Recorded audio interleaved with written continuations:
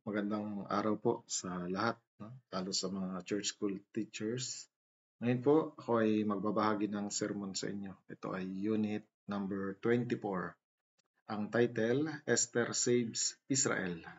At ang main scripture ay ang buong aklat ng Esther mula chapter 1 hanggang chapter 10. Tayo pong lahat ay humingi muna ng patnubay at karunungan sa Diyos. Tayo lahat manalangin. Ama naming Diyos na nasa langit, maraming salamat sa biyaya ng kaligtasan. Kami hindi na mapapahamak dahil nagdanak ang dugo ng Panginoong Hesus.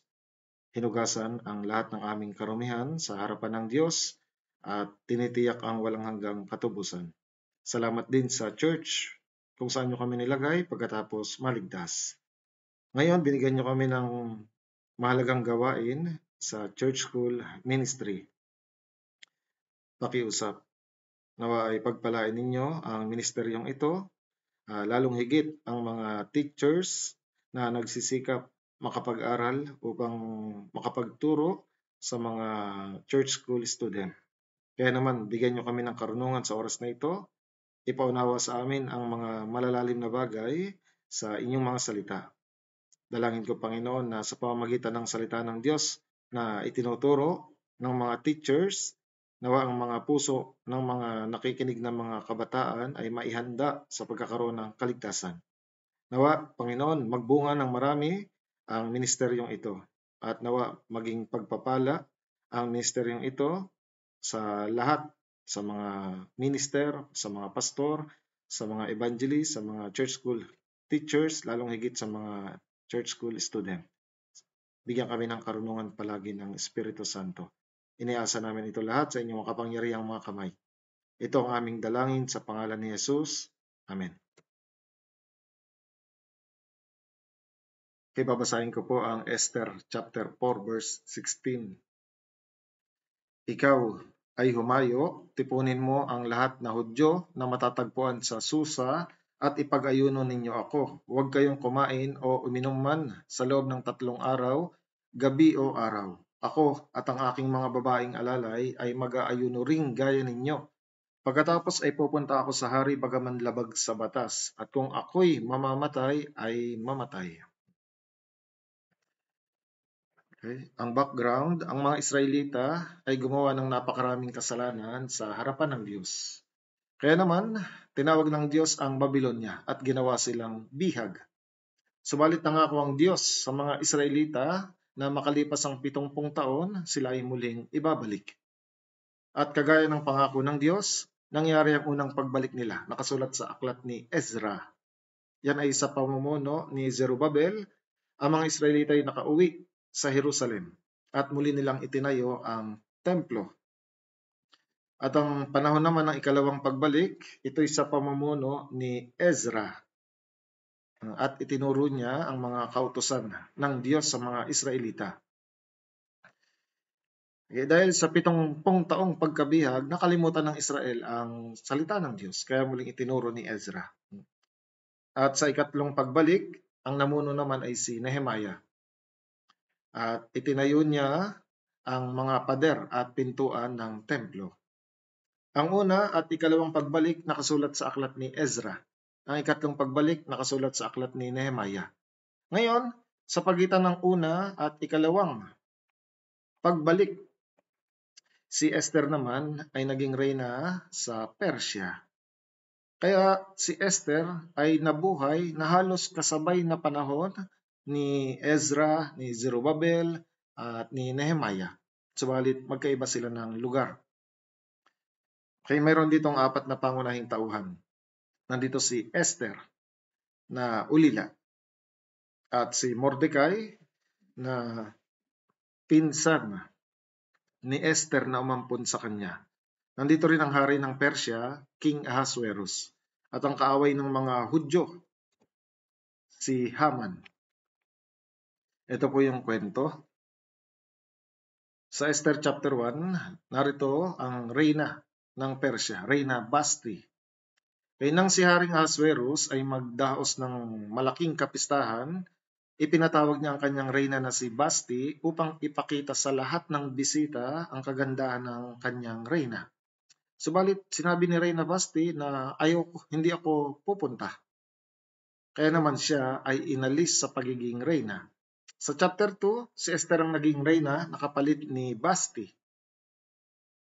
Chapter 3, ang hari ay mayroong itinaas sa katungkulan. Ang pangalan ay Haman. Ngayon, ang nais ng hari, lahat ng mga lingkod ay magbigay galang kay Haman, yumukod. Pero si Mordecai na pinsan na si Mordecai, si Esther ay nagkaroon ng lakas ng loob na lumapit sa hari. Kaya nga yung main verse na binasa natin, sabi niya, ako'y lalapit sa hari bagamat labag sa batas, at kung ako'y mamamatay ay mamatay. Nung sandali na ito, nagpasya na si Esther. Mamamatay ako para mailigtas lang ang aking mga kababayan. Kahit anumang mangyari, siya po'y tumayo sa harapan ng hari at humingi ng tulong sa pamamagitan ng gabay ng Diyos, ng God's providence. Sa halip na si Esther, si Mordecai at mga Hudyo ang mamatay, ang pinatay ay si Haman, nakaaway ng mga Hudyo. At sa katapusan ng aklat ng Esther, makikita natin, iniligtas ng Diyos ang lahat ng mga Hudyo at niluwalhati nila si Mordecai. Okay, isa-isahin natin yung mga aral sa pagliligtas ni Esther sa mga Israelita. Una, tingnan natin kung paano naging reyna si Esther. Okay, nakasulat sa Esther chapter 1, bakit inalis sa pagiging reyna si Basti? Ang dahilan, dahil siya ay sumuway sa utos ng Diyos, ay sa utos ng hari. Verse 12. Chapter 1, verse 12. Ngunit si Reyna Basti ay tumanggi na pumunta sa utos ng hari na ipinaabot ng mga eunuko, kaya't ang hari ay lubhang nagalit at ang kanyang galit ay nag-alab sa katauhan niya. Isipin niyo po, pinatawag siya, pero tumanggi siyang pumunta sa utos ng hari. Ano ba ang nakakalugod sa Diyos na ugali ng asawang babae? Simple, pagsunod. Subalit si Basti ay sumuway. Ang kahulugan ng Basti ay kagandahan. Kaya maaari si Basti ang pinakamagandang babae sa Persya. Siya ang pinakamaganda bilang babae. Subalit hindi siya maganda bilang asawa. Sinasabi ng Biblia, hinamak niya ang kanyang asawang hari. Sa unang Pedro, chapter 3, verse 1. Gayon din naman, kayong mga asawang babae, pasakop kayo sa inyong sariling asawa. Ito yung utos. Pasakop kayo, kayong mga asawang babae. Si Haring Ahasuerus nag-aalala na ang ibang mga babae sa Persya gayahin ang ginawa ng kanyang reyna na hamakin ang kanilang mga asawa. Ang hamakin ng asawang lalaki ay kasalanan. Isa pang dahilan bakit siya inalis sa pagiging reyna dahil hindi niya naunawaan ano ang kalooban ng hari. Bakit ba nagkaroon ng malaking kapistahan si Haring Ahasuerus? Ito'y upang palakasin ang mga general at mga sundalo para sa nalalapit na digmaan. Kaya nagkaroon sila ng pagdiriwang. Subalit itong si Reyna Basti, hindi niya naunawaan ang kalooban ng hari na palakasin ang kanyang hukbo. Dahil siya ay sumuway, dahil hindi niya naunawaan ang kalooban ng hari, si Reyna Basti ay inalis bilang reyna. At ang napiling kapalit niya ay si Esther sa chapter 2. Ngayon tignan natin sino si Esther. Chapter 2 verse 7. Pinalaki niya si Hadassah. Sa makatwid ay si Esther na anak na babae ng kanyang amain, sapagkat siya'y walang ama o inaman, at ang dalaga ay maganda at kaakit-akit. Nang mamatay ang kanyang ama't ina, inampun siya ni Mordecai na parang tunay na anak. Si Esther, sabi, maganda at kaakit-akit. Maaring ang kagandahan ni Esther ay hindi lamang sa panlabas, maging ang kanyang pag-uugali. Dahil kung babasahin ninyo ang buong chapter 2, hindi naman nagpapaganda itong si Esther. Pero nang mamili na ang hari, si Esther ang pinakamaganda sa kanyang paningin.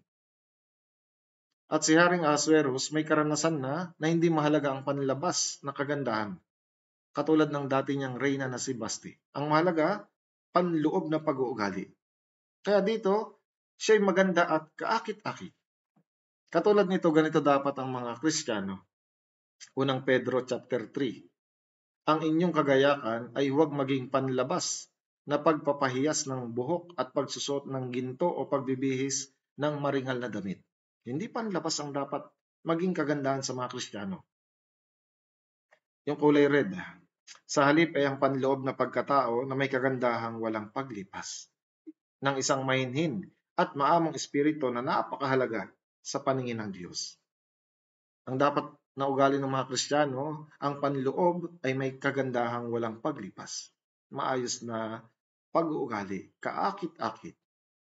Binanggit din kanina sa Esther chapter 2, siya'y walang ama o inaman. Ulila si Esther. Siya ay hamak. Pero kahit siya ay hamak, siya ay ginawang reyna. Kahit ang susi ng ating kaluwalhatian ay ang Diyos lamang. Ang Diyos ang nagtataas.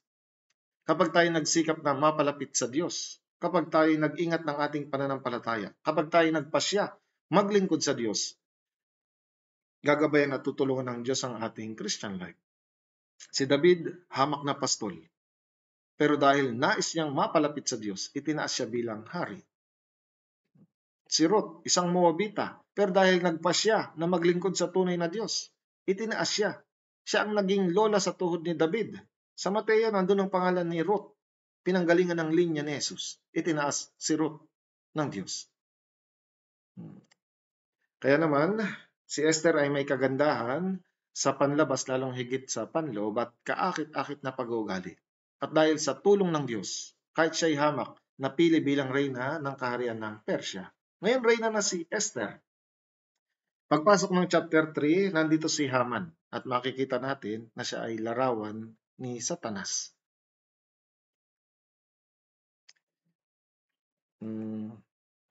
Ang hari ng Persya na si Haring Ahasuerus ay itinaas sa katungkulan si Haman. Okay? Pinakamataas na pinuno. Sa verse 1, chapter 3 verse 1, pagkatapos ng mga bagay na ito, ay itinaas ni Haring Ahasuerus sa tungkulin si Haman na anak ni Amedata na Agageyo, at itinaas siya at binigyan ng katungkulang mataas kaysa lahat ng mga pinuno na kasama niya. Okay, ang utos dito, nang siya ay itaas, ang naging utos ay yumukod lahat kay Haman. Itinaas na siya at ang utos yumukod pa. Anong naging puso ni Haman? Siya ay naging mapagmataas. Ngunit ang pinsan ni Esther na si Mordecai hindi yumuko o nagbigay galang kay Haman.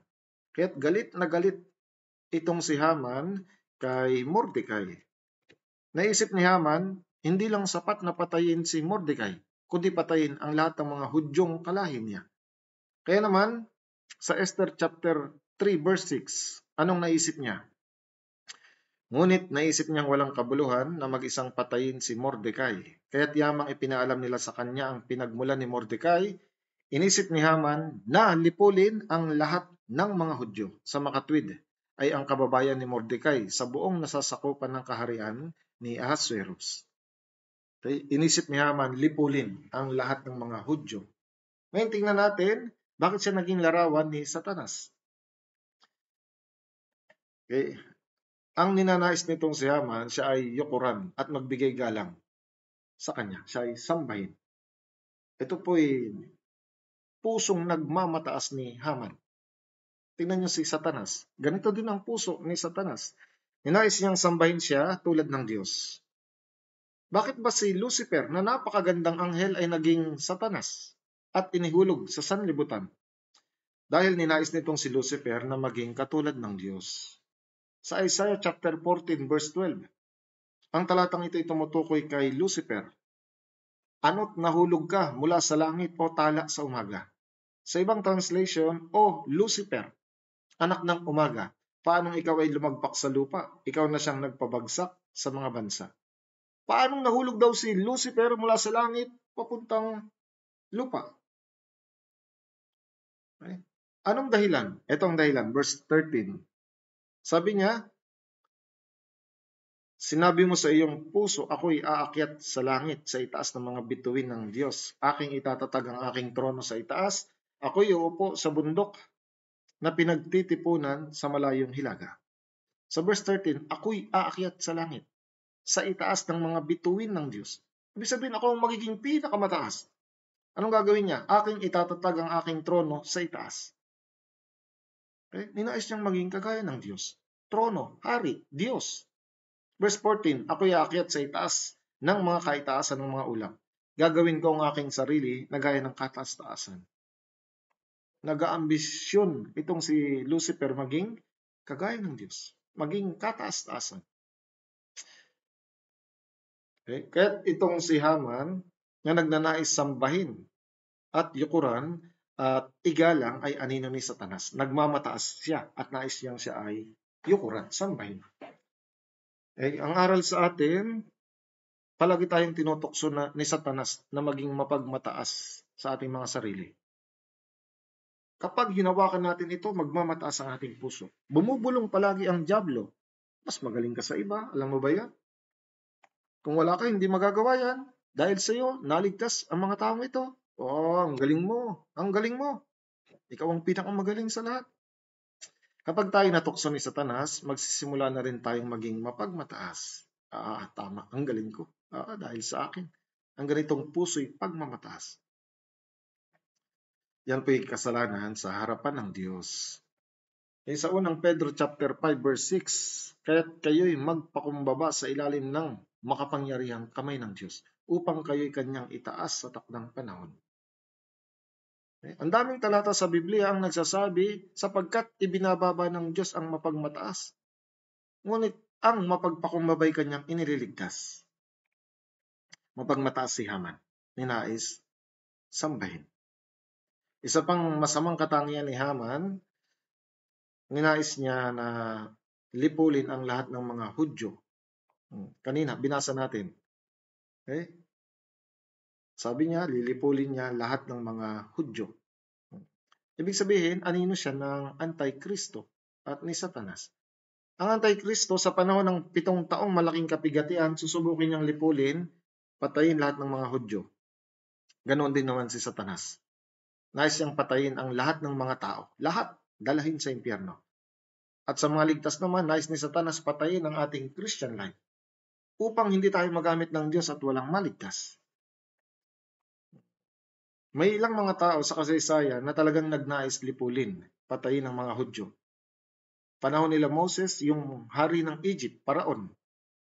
Ninais siyang patayin lahat ng mga Israelita sa harapan ng Red Sea. Si General Titus, noong AD 70, pinatayin niya 1.1 million na mga Israelita. Noong Second World War, si Hitler, Adolf Hitler, ninais niyang patayin lahat ng mga Israelita. Pumatay siya ng 6 na milyong mga Hudyo. Ngayon, maging itong si Haman, ninais niyang patayin at lipulin lahat ng mga Hudyo. Kaya maliwanag si Haman, anino ni Satanas, anino ng Antikristo. Nais nilang patayin lahat ng mga Israelita. Pero anong puso ng Diyos? Ang Diyos nagnanais lahat ng tao ay maligtas. Hindi lang Israel, maging lahat ng tao, nais ng Diyos maligtas. Kung si Haman gusto niyang patayin lahat ng mga Hudyo, ang Diyos, ang puso gusto lahat maligtas. Kung ganoon ang puso natin, dapat katulad sa Diyos. Nagnanais din. Marami ang maligtas. Unang Timoteo chapter 2 verse 4 na nagnanais na ang lahat ng tao ay maligtas. Sa ikalawang Pedro chapter 3 verse 9, kundi matyaga sa inyo na hindi niya ibig na sino man ay mapahamak, kundi ang lahat ay dumating sa pagsisisi.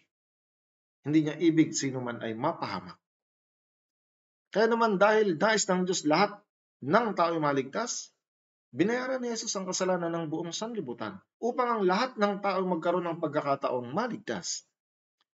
Kaya siya ang kabayaran para sa ating mga kasalanan at hindi lamang para sa atin, kundi para din sa kasalanan ng buong sanlibutan.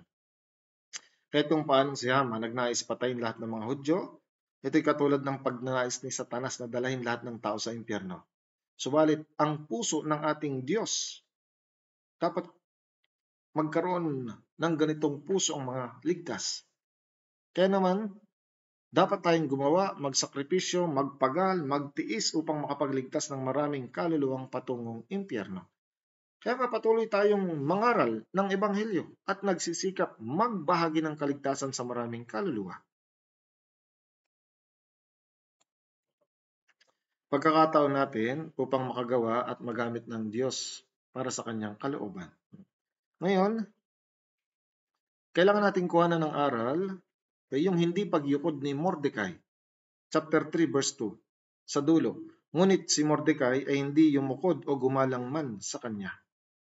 Ang mga tunay na Kristiyano, hindi yumuyukod sa kahit kanino man o sa mga Diyos-Diyosan. Tanging sa Diyos lamang tayo sumasamba at yumuyukod. Sa Aklat ng Gawa chapter 10, nandun ang kwento ni Cornelio.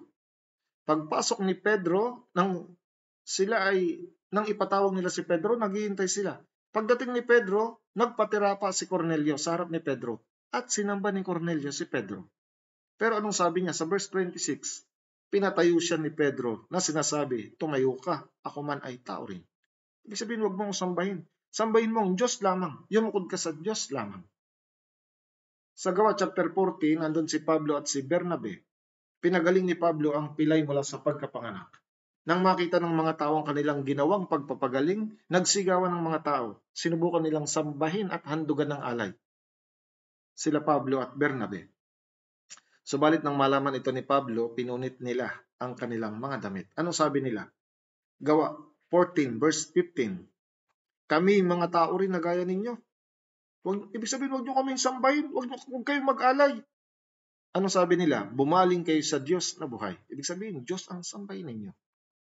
Sa Revelation chapter 22, si Juan, nang siya'y nagpatira pa at nagtangkang sumamba sa anghel, pinigil siya ng anghel at sinabi sa verse 8, huwag mong gawin iyan, ako'y kapwa mo alipin. Ang Diyos ang sambahin mo. Alam na alam ng mga Kristiyano kung sino ang dapat yukuran at sambahin. Kahit mabingit sa kamatayan ng ating buhay, tayo dapat na sa Diyos lamang yumukod at sumamba. Sa Lucas chapter 4, sa Mateo chapter 4, sabi ni Jesus kay Satanas, sambahin mo ang Panginoon, siya lamang ang iyong paglingkuran. Okay? Sa aklat ni Daniel, meron siyang tatlong kaibigan, si Shadrach, Meshach at Abednego. Verse 17, chapter 3, verse 17 at 18 sa aklat ni Daniel. Basahin ko. Kung mangyayari na ang aming Diyos na pinaglilingkuran namin ay makapagliligtas sa amin sa hurno ng nagniningas na apoy, ay hayaang iligtas niya kami sa iyong kamay o hari. Ngunit kung sakali mang hindi, dapat mong malaman o hari na hindi kami maglilingkod sa iyong mga Diyos ni sasamba man sa rebultong ginto na iyong ipinatayo. Okay. Ito po yung kwento. Si Haring Nebukadnezar gumawa ng isang rebultong ginto. Nag-utos siya kapag narinig ng mga tao yung mga instrumento. Okay, kapag tumunog yan, lahat ng tao ay dapat magpatira pa, sumamba sa rebultong ginto na ipinatayo ni Nebukadnezar.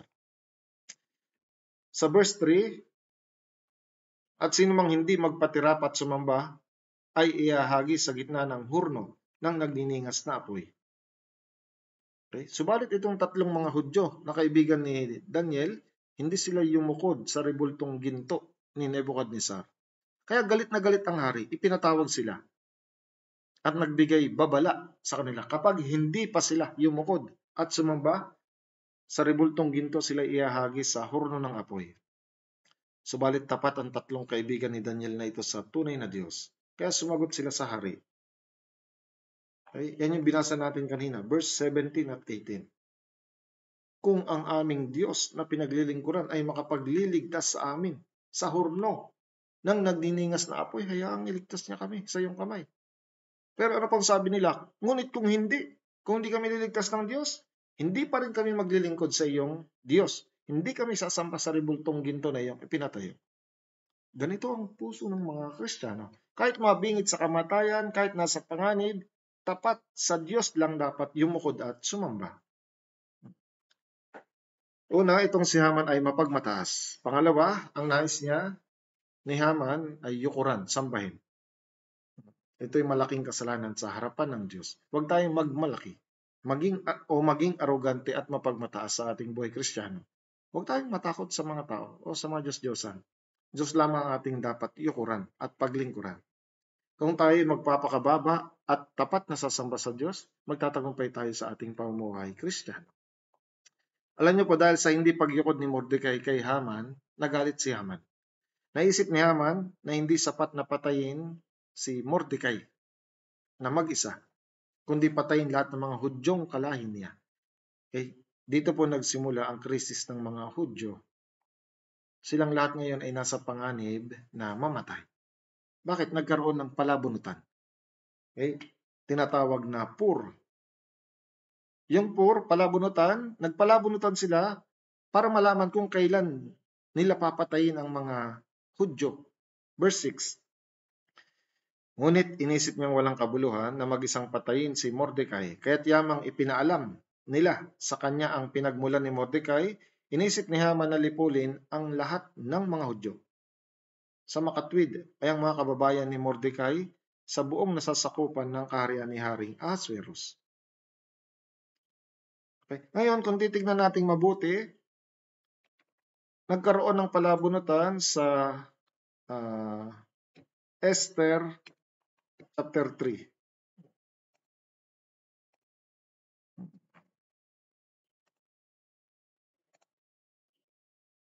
Okay.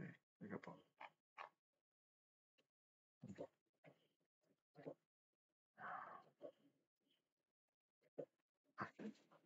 Sa Esther chapter 3 verse 7.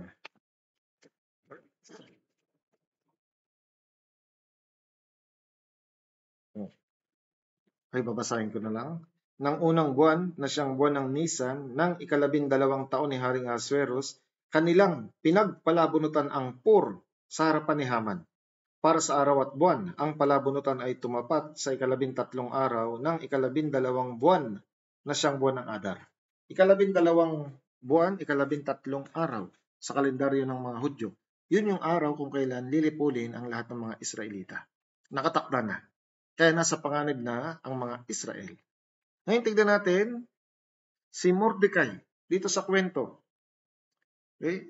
Nang malaman ni Mordecai ang tungkol sa krisis ng mga Hudyo, anong kanyang naging tugon?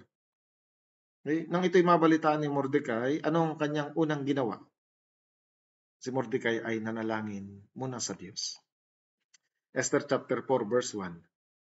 Nang malaman ni Mordecai ang lahat ng ginawa ni Haman, pinunit ni Mordecai ang kanyang suot at nagsuot ng damit sako at may mga abo sa ulo at lumabas siya sa gitna ng bayan at tumangis ng malakas na may mapait na pagsigaw. Una, okay, alam niya na ito ang pinakadelikadong panahon para sa mga Hudyo. Okay? Kung hindi mo alam ang isang sitwasyon ay mapanganib, hindi ka maghahanap ng solusyon. Ikalawa, upang malutas ang problemang ito, siya'y nanalangin sa Panginoon muna. Lumapit muna siya sa Diyos. Ikatlo, kahit na siya'y nanalangin, siya'y gumawa pa din sa abot ng kanyang makakaya para sa problemang ito. Yung manalangin at walang gawin, hindi ganito ang ginawa ni Mordecai. Tingnan niyo po, sa aklat ng Genesis, nandun ang mga magiging biyanan ni Lot. Kaya nang humiwalay si Lot kay Abraham, tumira siya sa Sodoma. At ang lugar na ito ay napuno ng kasalanan. Kaya't nagpasya ang Diyos, wawasakin sa pamamagitan ng apoy at asupre. Ngayon, ipinaalam muna ito kay Lot, yung plano ng Diyos na wasakin ng lupain ito. Binigyan ng babala ni Lot yung kanyang mga magiging manugang. Verse 14. Kaya si Lot ay lumabas at kinausap ang kanyang mga manugang na noon ay mapapangasawa ng kanyang mga anak na babae. At sinabi, tumindig kayo, magsialis kayo sa lugar na ito sapagkat gugunawin ng Panginoon ang bayan. Subalit ang akala ng kanyang mga manugang ay nagbibiro siya. May nabalita ang panganib si Lot. Anong ginawa niya? Ninais niyang magbigay babala. Dahil may panganib, gusto niya kumilos. Hindi lang siya, pati ibang tao. Pero tinanggap nila ang babala ni Lot bilang biro lamang. Hindi po nila nakita ang panganib, kaya't hindi sila umalis sa Sodoma at Gomora kahit na narinig na nila ang babala ni Lot. Katulad nito, kung tayo ay hindi nakakakita ng panganib, madadala tayo sa kamatayan maging sa ating Christian life. Sa tuwing tayo nakikinig ng salita ng Diyos, ang Diyos nagbibigay babala sa atin. Sa mga sermon, minsan kasalanan natin ang nababanggit. Iyon ay palatandaan na ang disiplina at paghuhukom ng Diyos parating na sa atin. Subalit anong ating nasa isip? Kahit parang tinitira ako, okay lang yan. Binabaliwala natin yung panganib na parating. Noong panahon ni Jesus, Siya'y masipag na nangaral ng ebanghelyo at nagbabala din sa pagkawasak ng Israel.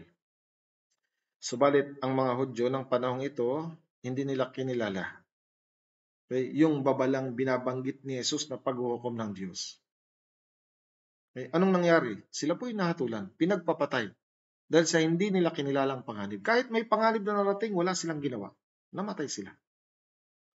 Ang ikalawang pagdating ng Panginoon, napakalapit na. Kahit na lahat ng mga huling palatandaan ng katapusan ng panahon ay naganap na, napakaraming mga tao pa din ang hindi nakakalam ng paghuhukom ng Diyos. Ang 7 taong kapigatian parating na. Hindi pa din nalalaman ito ng mga tao na parating na ang kamatayan. Yung makilala nga na sila ipinanganak na makasalanan patungong impyerno, hindi nila alam. Kaya't katulad ni Mordecai, yung malaman ng panganib ay napaka-importante. Dahil kapag nalaman natin may panganib o krisis, magsisikap tayong makahanap ng solusyon. Paano sa ating Christian life? Ligtas na tayo. Pero may mga Kristiyano, hindi nakakapagbasa ng Biblia, hindi nakakapanalangin. Kaya't hindi nila nararamdaman ang panganib sa kanilang Christian life.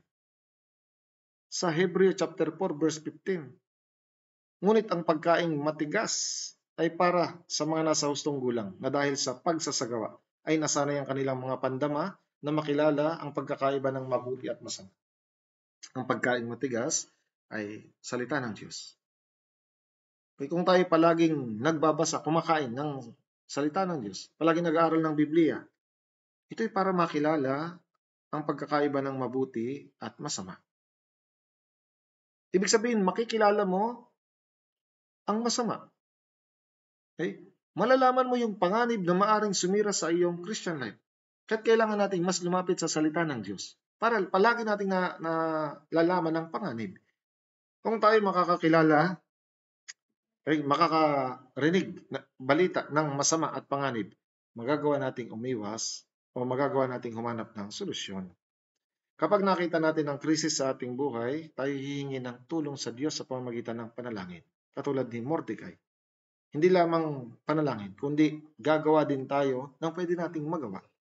Ganyan si Mordecai. Naunawaan niya may panganib para sa mga Israelita, kaya siya ay nanalangin muna sa Diyos. Siya ay nagdamit sako, siya ay tumangis ng mapait sa Diyos. Siya ay gumawa ng paraan din para mailigtas ang mga Hudyo. Anong paraan? Lumapit siya kay Reyna Esther. Kaya una nanalangin siya sa Diyos. Hindi lang siya naupo, naghintay ng sagot ng Diyos. Siya lumapit kay Esther. Ginawa niya ang mga bagay na maaari niyang gawin. Ngayon, tingnan natin yung paglapit ni Mordecai kay Esther. Alam niyo po nang lumapit si Mordecai kay Esther at sinabi yung kalagayan ng mga Hudyo, si Esther po, hindi niya inisip na iligtas ang mga Israelita. Dahil siya'y nag-aalinlangan na lumapit sa hari. Dahil kapag lumapit siya na hindi ipinapatawag, siya po ay maaaring patayin. Kahit dahil nag-aalinlangan, itong si Esther, si Mordecai, pinalakas niya yung kanyang pinsan. Gumawa ka ng resolusyon. At sa pamamagitan ng fellowship nila, ng salita ng Diyos, si Esther ay nagising at nagpasyang mamatay para sa mga Hudyo. Pero nung sandaling siya nag-aalinlangan, siya po'y tulog sa kanyang Christian life. Minsan, tayo si Esther na tulog sa Christian life. Kung ganun, paano tayo magigising sa ating buhay? Katulad ng ginawa ni Mordecai. Sa pamamagitan ng salita ng Diyos, sa pamamagitan ng fellowship, sa pamamagitan ng panalangin, ginigising tayo ng Diyos at pinapalakas.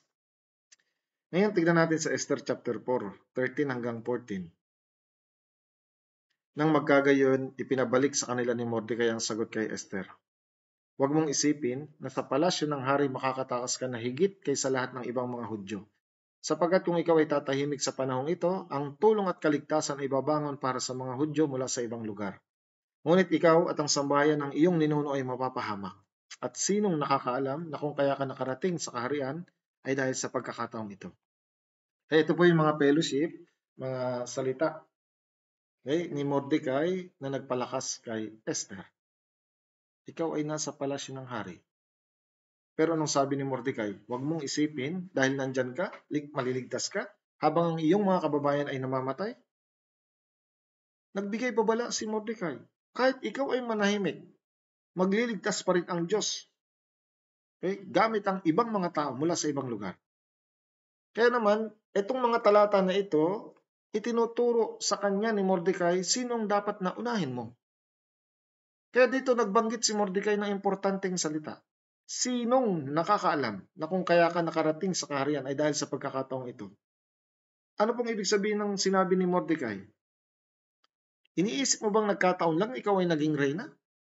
Sinong nakakaalam? Kaya ka naging reyna, ibinigay ang posisyon na yan para iligtas ang mga Israelita. Sinong nakakaalam? Tinutusok ni Mordecai ang makasariling puso ni Esther. Dapat meron kirot sa ating puso na mailigtas ang ating mga mahal sa buhay. Wala nito si Esther. Tingnan natin sa Roma 9. Si Pablo, tingnan niyo po. Sinasabi ko ang katotohanan, verse 1 at 2, na kay Kristo hindi ako nagsisinungaling. Ito'y pinatotohanan ng aking budhi sa pamamagitan ng Espiritu Santo, na mayroon akong malaking kalungkutan at walang tigil na kirot sa aking puso. May kirot sa puso ni Pablo. Dahil alam niyang nasa panganib ang buhay ng kanyang mga kababayan kapag sila'y hindi naligtas, hatulan sila sa impyerno. Kaya sa verse 3, anong puso ni Pablo? Sapagkat mamagalingin ko pang ako'y sumpain at mawalay kay Kristo alang-alang sa aking mga kapatid na aking mga kamag-anak ayon sa laman. Labis na nag-aalala si Pablo sa kanyang mga kababayan at mahal sa buhay. Nais niyang sila'y maligtas. Mamagalingin ko pa, ako'y mahiwalay kay Kristo. Basta lahat ng aking mga kamag-anak, mahal sa buhay, maligtas. May ganitong kirot sa puso ni Pablo. Gusto niyang iligtas ang kanyang mga kababayan. Sino ba ang dapat unahin sa ating buhay? Siyempre po ang Diyos. Ang church. Romans chapter 14, sa verse 8. Kung nabubuhay tayo, sa Panginoon tayo nabubuhay. O kung namamatay tayo, sa Panginoon tayo namamatay. Kaya't mabuhay man tayo o mamatay, tayo'y sa Panginoon. Una ang Panginoon. Anong ikalawa? Ligaw na kaluluwang patungong impyerno. Kaya sa unang Korinto 10:33, tingnan niyo pong sinabi ni Pablo, kung paanong sinisikap kong makapagbigay lugod sa lahat ng mga tao, sa lahat ng mga bagay, na hindi ko hinahanap ang aking sariling kapakanan, kundi ang sa marami upang sila'y maligtas. Tingnan niyo po, hindi ko hinahanap ang aking sariling kapakanan. Si Esther nag-aalala na siya'y mamatay. Sarili niya lang iniisip niya. Hindi siya nag-aalala na yung mga kababayan niya mamamatay. Pero si Pablo, hindi sariling kapakanan ko ang iniisip ko, kundi ang sa marami upang sila'y maligtas. Nagbigay ng babala si Mordecai kay Esther. Kapag nag-alinlangan ka, ito ang magiging resulta. Anong sabi ni Mordecai kay Esther? Huwag mong isipin na sa palasyo ng hari makakatakas ka na higit kaysa lahat ng ibang mga Hudyo. Ibig sabihin, dahil ba nandyan ka, hindi ka mamamatay? Mamamatay ka pa rin, isa kang Israelita. Kaya sa 14, sapagkat kung ikaw ay tatahimik sa panahong ito, ang tulong at kaligtasan ay babangon para sa mga Hudyo mula sa ibang lugar. Ngunit ikaw, Esther, at ang sambayan ng iyong ninuno, mapapahamak. Kung si Esther ay mag-aalinlangan na iligtas ang mga Hudyo, tatanggap siya ng disiplina mula sa Diyos. Alam niyo po, ang puso ng mga Israelita palagi nag-aalinlangan, tumayo sa panig ng Diyos. Halimbawa, ipinakilala ni Elias kung sino ang tunay na Diyos. Nakipaglaban siya sa maraming bulaang propeta. Pero yung mga Israelita, kahit nakita nila kung sino ang tunay na Diyos, ayaw po nilang tumayo sa panig ng Diyos. Kaya sinabi ni Elias sa kanila, hanggang kailan kayo magpapatalon-talon sa dalawang magkaibang kuro-kuro? Kahit alam nila itong panig ng Diyos, ayaw nilang tumayo. Si Esther, alam niya, ang gusto ng Diyos, iligtas tong mga Israelita, pero nag-aalinlangan siya, ayaw niyang tumayo sa panig ng Diyos. Si Josue, bago siya mamatay, nagbilid siya, piliin ninyo sa araw na ito kung sino ang inyong paglilingkuran. Nag-aalinlangan silang tumayo sa panig ng Diyos. Kaya naman dahil sa mga salitang ito ni Mordecai, natauhan si Esther. Naisip niya, tama. Hindi ako dapat mag-alinlangan na iligtas ang mga Hudyo. Kaya sa chapter 4, verse 16, nagkaroon siya ng resolution. Lalapit ako sa hari bagamat labag sa batas, at kung ako'y mamamatay, ay mamatay. Dito po hindi na siya nag-aalinlangan iligtas ang mga Hudyo. Naunawaan niya kasi na kung wala siyang gagawin, siya'y mapapahamak din katulad ng mga kababayan niya. Kaya katulad ni Esther, huwag tayong mag-alinlangan na iligtas ang ating mga mahal sa buhay, mga maraming ligaw na kaluluwa. Una, wala na tayong sapat na panahon. Konti na lang ang oras na mayroon tayo. Dahil malapit nang dumating si Jesus. Hindi tayo dapat mag-isip na siguro sa susunod na lang. Next time ko na lang sila i-evangelize. Sinong nakakaalam na baka wala nang next time para makapagligtas? Kahit gawin na natin ang tama. Lumayo sa panig ng Diyos. Iligtas ang mga ligaw na kaluluwa. Ay iasa natin sa Diyos ang lahat. Kaya naman si Esther gumawa ng malaking pagpapasya. At kung ako'y mamamatay, ay mamatay. Sa verse 16, babasahin ko po ulit. Ikaw ay humayo, tipunin mong lahat na Hudyo na matatagpuan sa Susa at ipag-ayuno ninyo ako. Huwag kayong kumain o uminom man sa loob ng 3 araw, gabi o araw. Ako at ang aking mga babaeng alalay ay mag-aayuno rin gaya ninyo.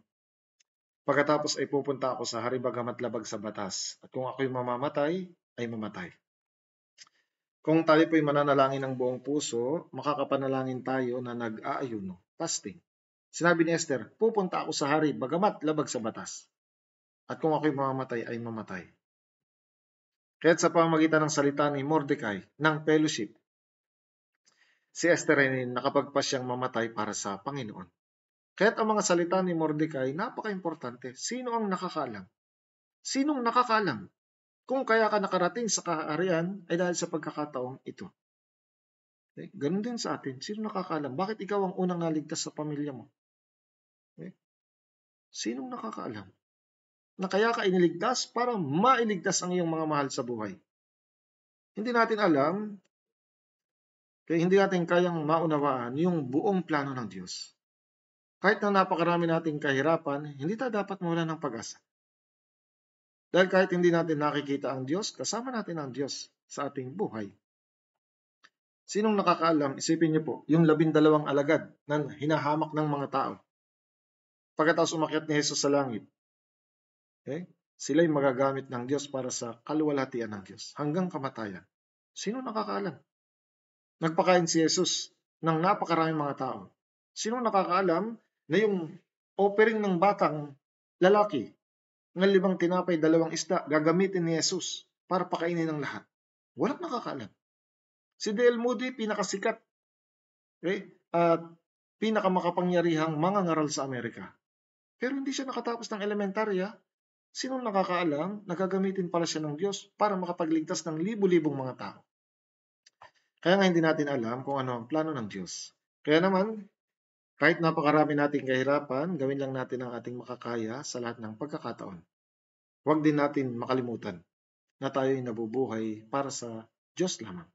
Huwag nating kakalimutan anumang mayroon tayo, dapat nating gamitin lahat para sa kaluwalhatian ng Diyos. Kaya nagpasya si Esther. Okay?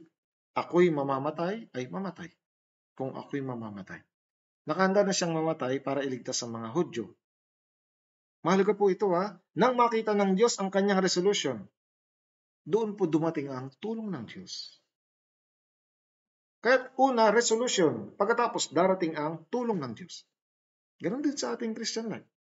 Halimbawa po, panahon ni Daniel. Sa aklat ni Daniel, naroon ng mga kabataan na ginawang bihag na ang lahat ng bagay sa kanila ay binabago ng Babylonia.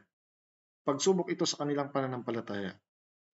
Yung pagkabihag nila, napakalaking pagsubok sa buhay nila. Ngunit itong si Daniel, sa gitna ng pagsubok at kapighatian, nagpasya siya sa kanyang puso. Hindi niya durungisan ang sarili. Talagang siya'y lubos na nagpasya na huwag dungisan ang kanyang sarili at maingatan ang kanyang pananampalataya. Tingnan niyo po yung resolution ni Daniel.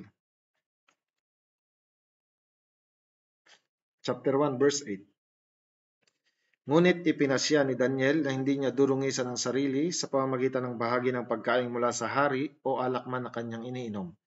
Kaya't kanyang hiniling sa pinuno ng mga yunoko na pahintulutan siyang huwag dungisan ang kanyang sarili. Okay?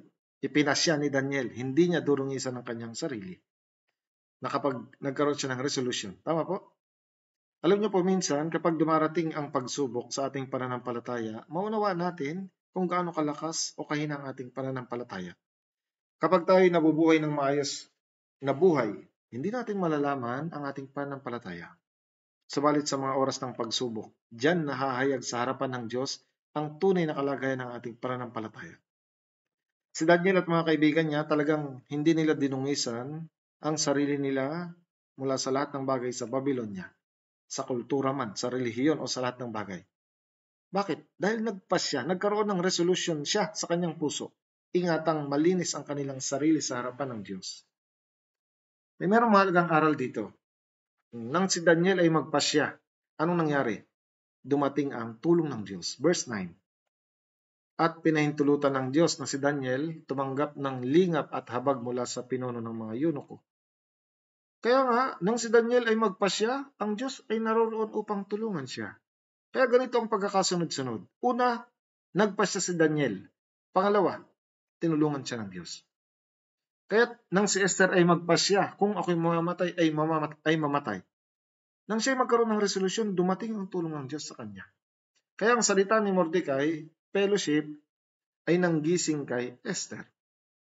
Nalaman niya, kailangan niyang iligtas sa mga kababayan niya at ang kanyang pag-aalinlangan ay nawala dahil maayos siyang nakinig sa mga salita ni Mordecai. Ito'y dapat nakapares din sa ating Christian life. Dapat tayong magising. Malaman na kailangan nating iligtas ang mga ligaw na kaluluwa.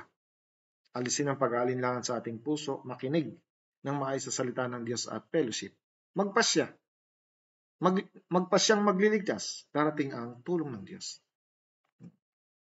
Kaya naman, tingnan natin ang nangyari.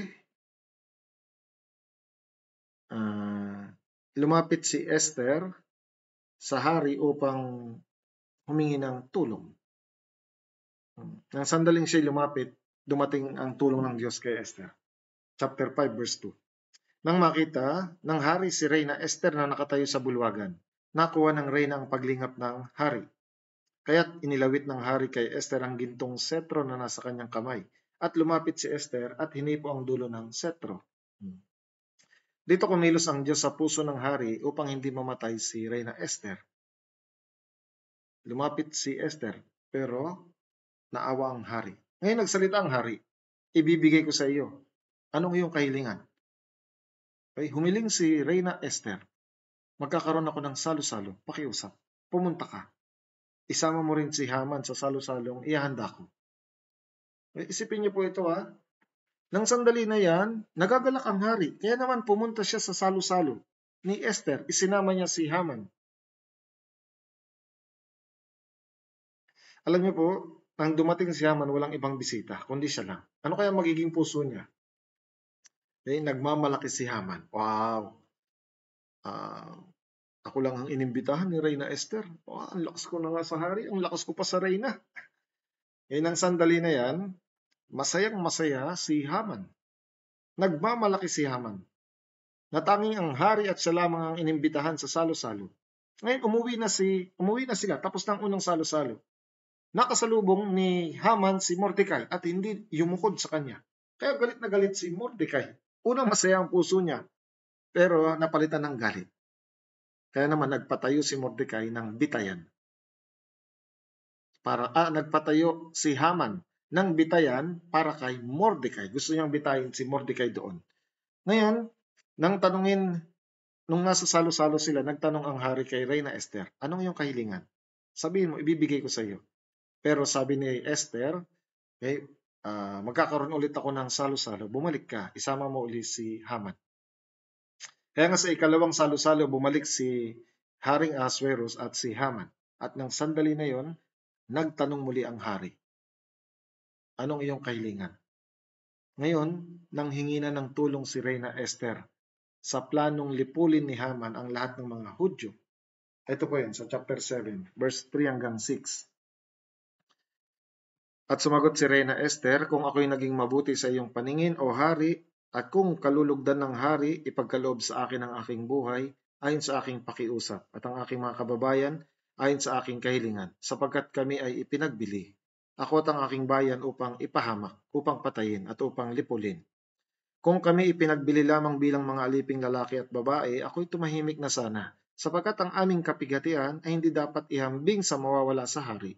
Verse 5. Nang magkagayon sinabi ni Haring Ahasuerus kay Reyna Esther, sino siya?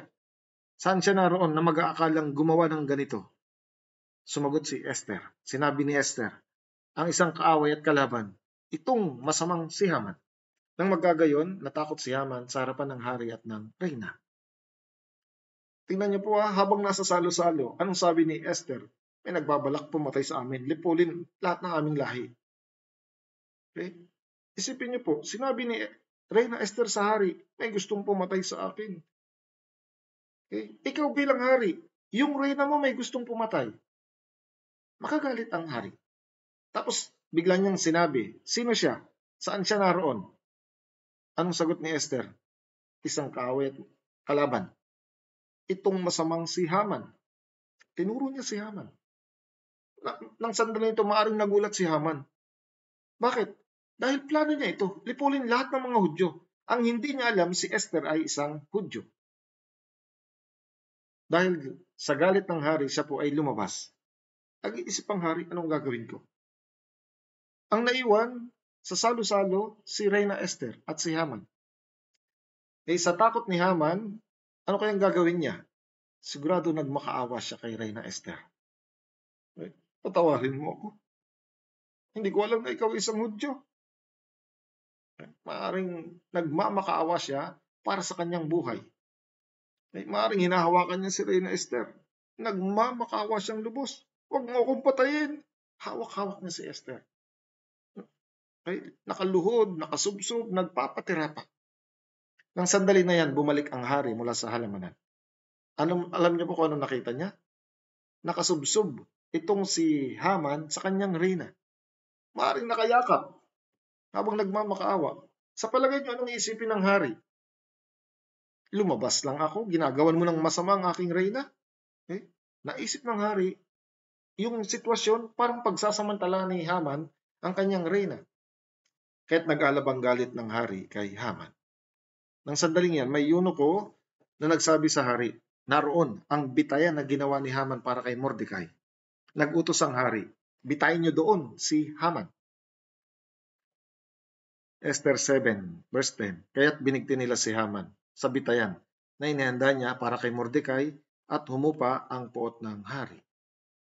Ito po ang pinakamagandang paraan ng Diyos para ipakita kung paano siyang gumagabay. Ang mga Hudyo'y pinagbabantaan, subalit sa tulong ng Diyos, pinatay ng Diyos ang kaaway, si Haman. Kung titignan si Haman, nagkaroon ng kapangyarihan at kasiyahan. Subalit dahil siya'y napakasama dahil sa balak niyang patay ng lahat ng mga Hudyo, siya po ang pinatay ng Diyos. Sa Job 20, verse 4 at 5, ang pagbubunyi ng masama ay maikli, ang kagalakan ng masasama, sandali lamang. Panandalian lang siyang itinaas, nagkaroon ng kapangyarihan, pero siya'y nagmalaki, ninais niya siya'y sambahin, at ninais niyang lipulin lahat ng mga Hudyo. Anong sabi ng Biblia?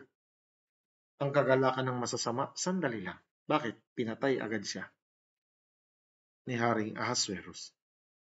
Sa awit 9 verse 15, nahulog ang mga bansa sa hukay na kanilang ginawa. Sa lambat na kanilang ikinubli, sarili nilang mga paang nahuli. Okay?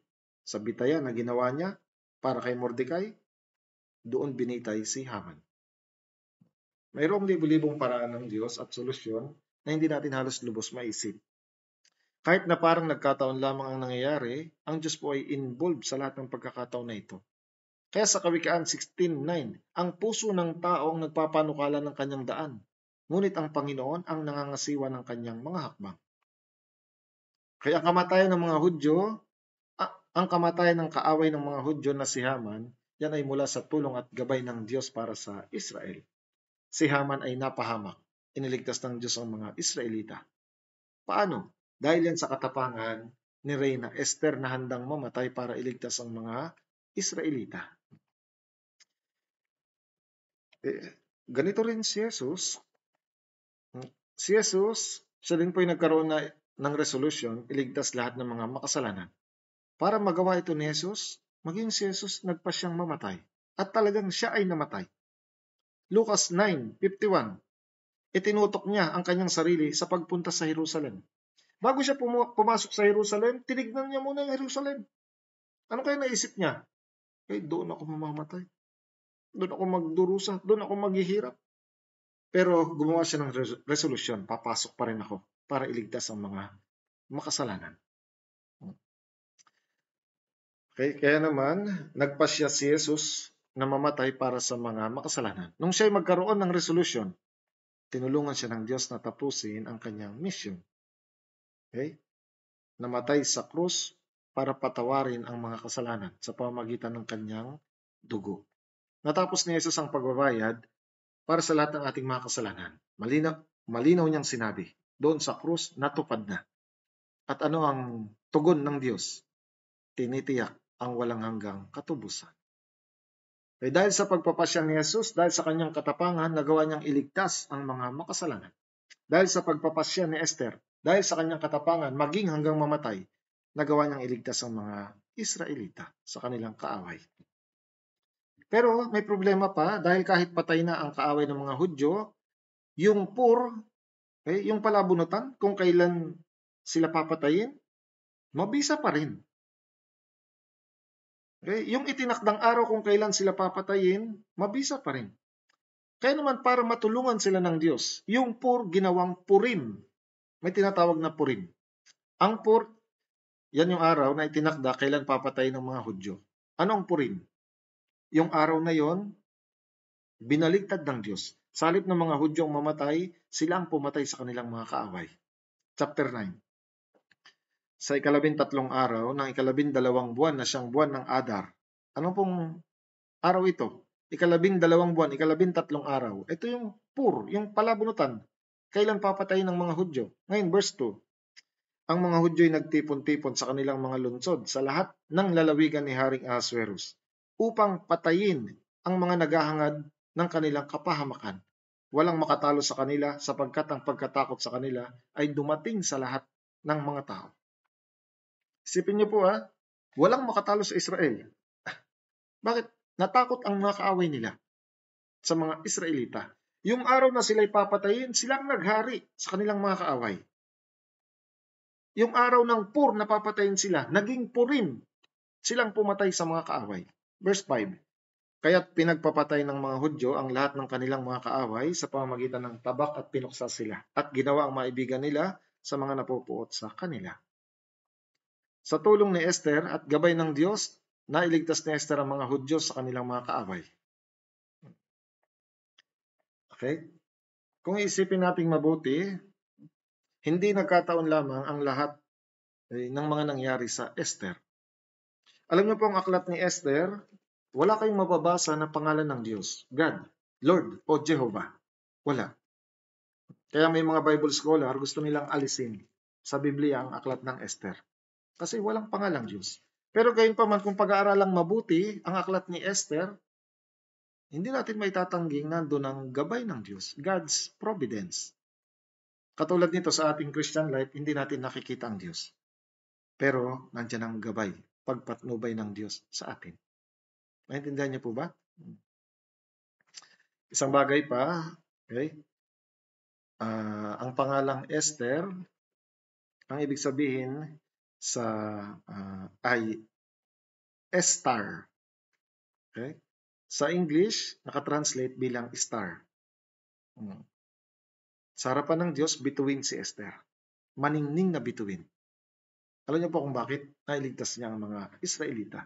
Sa Daniel chapter 12, sino ang maningning na bituin? Yung nagpabalik ng marami sa katwiran. Marami tayong mga kamag-anak ang hindi paligtas. Nakatakda na rin silang patay ng Diyos. Hatulan ng Diyos. Pero, katulad ni Esther, kailangan nating magpasya. Iligtas sila. At kapag napabalik natin sila sa katwiran, sa Diyos, maningning tayong bituin. Kaya naman, lahat tayo dapat maging si Esther. Imbis na Esther, palitan natin ang pangalan natin. Si Esther, nakapagligtas ng mga Hudyo. Okay? Si Carlo, nakapagligtas ng mga mahal niya sa buhay. Ako ang dapat na Esther ng aking pamilya, ng aking mga kamag-anak, ng aking mga kakilala at mga kababayan. Kailangan kong magpasya na mamatay para lamang mailigtas ang aking bayan.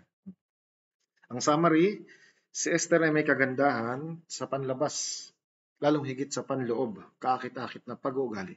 At dahil sa tulong ng Diyos, si Esther ay napili bilang reyna ng kaharian ng Persya. Kaya mga born-again Christian, dapat may kagandahan, hindi lang panlabas, kundi panloob, kaakit-akit na pag-uugali, dapat mayroon tayo. Sa ganitong paraan, tutulungan tayo ng Diyos. Si Haman ay tinaas ng hari, subalit siya ay nagmalaki at ninais na siya ay yukuran at sambahin. At dahil sa pagmamalaki, nagplano siyang lipulin lahat ng mga Hudyo. Kailangan nating alisin ang pagmamalaki sa ating puso. Kasalanan ito sa harapan ng Diyos. Kabaligtaran ni Haman. Imbis na patayin, magligtas tayo ng maraming mga makasalanan. Anong tugon ni Mordecai sa krisis ng mga Hudyo? Nanalangin at humingi ng tulong sa Diyos sa pamamagitan ni Esther. Kapag tayo din naharap sa mga krisis o paghihirap, tayo unang dapat manalangin at gumawa ng paraan upang malutas ang paghihirap na ito. Subalit nagalinlangan si Esther na iligtas ang mga Hudyo, kaya siya ay pinalakas ni Mordecai sa pamamagitan ng fellowship at ng salita ng Diyos. Kaya siya ay humingi ng panalangin. Dahil dito nagkaroon ng lakas si Esther na magkaroon ng resolution. Kung ako'y mamamatay ay mamatay. At siya ay tinulungan ng Diyos na iligtas ang Israel. Tayo din, sa tuwing tayo may pag-aalinlangan, kailangan nating lumakas para tayo mapalakas upang gumawa ng resolution. Kailangan natin ng fellowship at salita ng Diyos. At sa pamamagitan ng panalangin, makakapagpasya tayo iligtas ang mga makasalanan na mamamatay sa kapahamakan. At kapag tayo nagkaroon ng resolution, tutulungan tayo ng Diyos. Lahat tayo dapat maging si Esther. Ako si Esther na magliligtas ng aking pamilya, mga kamag-anak, kaibigan at kababayan. Ako ang susunod na Esther sa harapan ng Diyos. Naintindihan po ba? Makikita natin dito ang 4 na elemento ng Christian life. Word, fellowship, prayer, sa huli, evangelism. Kaya sa tulong lahat ng Diyos, magagawa nating lumakas, magpasya, at magligtas ng maraming kaluluwa. Hanggang dito po, maraming salamat. Tayong lahat ay manalangin. Ama naming Diyos, mahal na sa langit, maraming salamat po sa inyong mga salita. Dalangin namin na lahat kami ay maging si Esther sa harapan ng Diyos na nakapagligtas ng aming mga mahal sa buhay at mga kababayan. Kailangan namin magpasya na mamatay para makapagligtas ng mga naliligaw na kaluluwa. Nawa tulungan niyo po kaming magising sa aming nag-aalinlangang puso sa pamamagitan ng salita ng Diyos, ng fellowship at ng panalangin. Nawa sa mga darating na panahon, mailigtas namin ang aming mga mahal sa buhay. Kagaya ni Esther, nawa maging kami si Esther sa aming mga kapamilya. Ito po ang aming dalangin sa pangalan ni Jesus. Amen. Okay, maraming salamat po.